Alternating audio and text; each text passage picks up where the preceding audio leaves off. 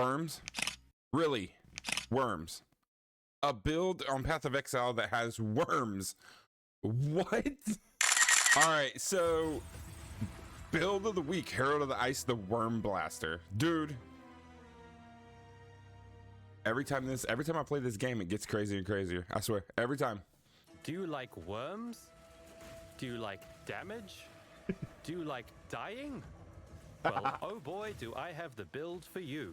What kind of intro is that? Do you like worms? Do you like damage? Do you like dying? Introduce Suzu 520's Herald of Ice Worm Blaster. Suzu 520. If you've All never right, seen let's any go. worm builds before, then you're in for a treat. Welcome What to is Build of the happening Week. here? I'm Evan from Grinding Gear Games. First, you must conquer the worm. What? You'll notice that each of our flask slots contains a writhing jar. This tasty beverage pops out 2 little worms when used. 2 enemies, withering worms, escaped the flask when used. Why did they even add Importantly, that? these worms are enemies, so they will interact with any on-hit and on-kill effects we have. I want to know when Grinding Gear Games was like, let's add a flask that pops out worms. Like, what? What? But these poor little guys need a mum, so we're using the Mother's Embrace belt. Mother's Any Embrace. minions we create will take a swig from all of our flasks as they're born. Use your flasks This when means summoned. that if we summon a single skeleton, he will sip from all 5 jars and create 10 wormy friends. If we summon 4 skeletons at once with a setup, we get 40 worms. 40?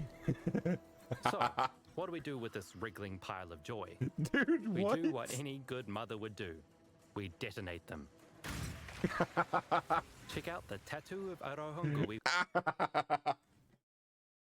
Dude, that's hilarious to me. So you spawn the worms and then you're blowing them up. Let's go. Warmonger. It has Oops. a chance to shatter anything we kill.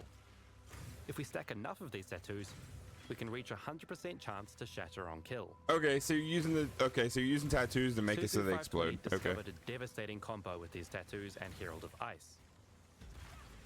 When active, this herald explodes shattered enemies. Okay. This means that we can create our own worm pile and step on them, shattering them and causing a chain reaction of 40 explosions. Nature is so beautiful. I love Of this. course, we can't let our flasks run dry. I The love spice this. must flow. To maintain flask charges, we're using the Soul of Rislatha. This Pantheon option provides 3 flask charges every 3 seconds, so long as we haven't used a flask recently. Okay, so that's Fortunately what's for us, constantly giving you our your flash minions are charges. using the flasks, so we don't have to. The charge recovery from this Pantheon isn't interrupted. Additionally, Okay. we're using select passive clusters to invest in charge gain. I wonder how And much crafted this. jewels for I wonder even how more many charge divines this recovery. takes. In total, Suzu's build is regenerating 17.5 flask charges every 3 seconds. Enough to spew out worms with alarming regularity. That is so funny every The time I trick watch to it. making all this work, however, is scaling damage. Okay. The Herald of Ice explosions do not scale with spell damage, so we have to find other creative ways to invest in the skill. So they don't use Generic spell damage? elemental damage, and crit are the way to go. Oh, well, that wouldn't be hard to make elemental damage, though, for real. Like, that wouldn't be difficult. Suzu has identified a few key uniques that really help us out.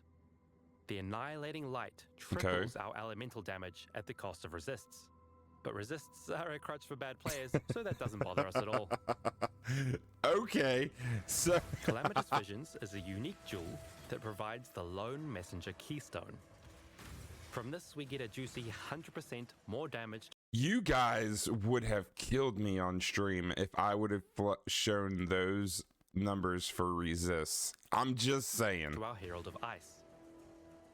This prevents the use of other heralds, but they're not helping us anyhow. Suzu is also using Heat Shiver. This handy hat lets us use our cold damage to also deal fire damage, adding another layer of scaling. To Okay. scale cold damage, we can grab the Cold Mastery that causes enemies we shatter to spread frost. This is a debuff that increases the cold damage enemies take. Okay, so he's exploding them, they're causing the frost, and then they're taking even more cold damage. Okay, that's Suzu cool. also uses the Bone Chill support, That's creative. again increasing the cold damage enemies take. That's Combined cool. with a robust curse setup, we start to hit very hard. But what about crit?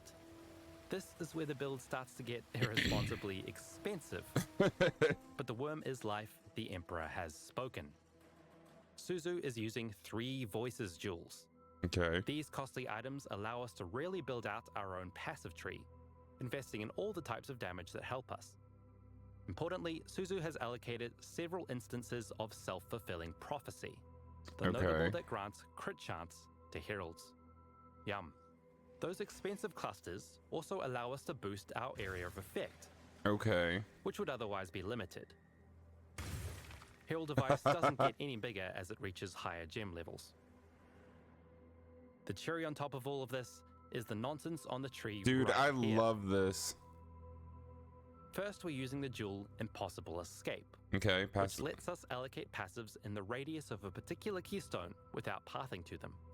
In our case, it's the keystone Pain Attunement, over here near the witch 30% starting more area. spell damage when We're on not low actually life. interested in Pain Attunement or the passives around it. Instead, we're inserting the Elegant Hubris Timeless Jewel into the mix. Timeless jewels alter the passives around them. In this case, Elegant Hubris turns each of these What are notables those into a boots? 10% Look at those boots. generic damage boost per frenzy charge or power charge. If we go ahead and grab all those notables, we're getting a huge damage boost from all the charges that this build has. Something like 440% increased damage.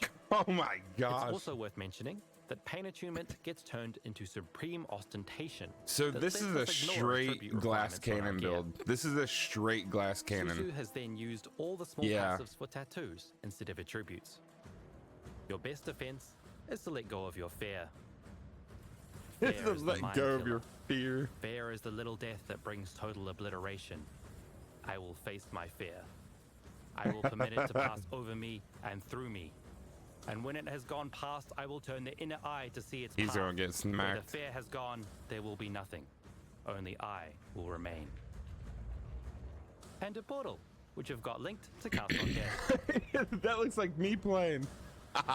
In the Suzu 520 has created a beautiful meme glass cannon build. just get In their smacked. words, Listen, with great power that comes looks no like my character survivability. running around chat, don't it? With that said, Give me a the thumbs up. damage Give me a slaps. thumbs up in a comment have if you some skill guys in agree dodging, that that's it's possible my to defeat character uber running around. If bosses you watch with the nothing stream but at your all, worms you'd be and like, your "Yep, wits. that's Tonk."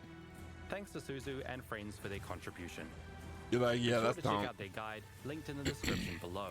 That is funny though, for Here's real. all the microtransactions we use to do And this that character does justice. look really, And for really your viewing good. pleasure, Like, Here's what I the worm love the detonation shining looks like effect with on each the- of the different herald skins available. like that See you next effect. That skin might alone be worth it. All right, let's see here. I like that one a lot. Number 2.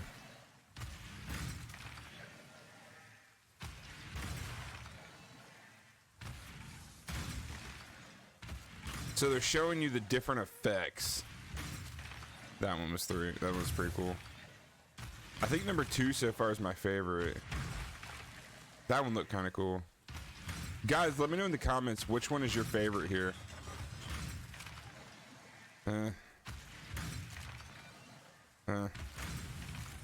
That one wasn't bad. That was kind of creative. Ooh.